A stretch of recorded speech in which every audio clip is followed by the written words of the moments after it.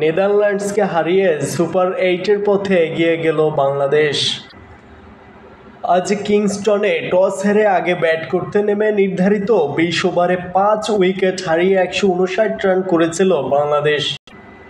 দলের হয়ে সর্বোচ্চ অপরাজিত 64 রান করেছিলেন সাকিব আল হাসান। তাছাড়া 35 রান এসেছে তানজিদ তামিমের ব্যাট থেকে। তানজিদ তামিমের সঙ্গে ইনিংস ওপেন করেন অফ ফর্মে থাকা নাজমুল হোসেন শান্ত। বাংলাদেশ অধিনায়ক আরও একবার ব্যর্থ হয়েছেন। শান্তর মতোই বাজে সময় পার করছেন লিটন দাস। আজকের ম্যাচেও যেন শান্তকেই অনুসরণ করলেন তিনি। 3-এ নেমে করেছেন 2 বলে 1 রান। ইনিংসের চতুর্থ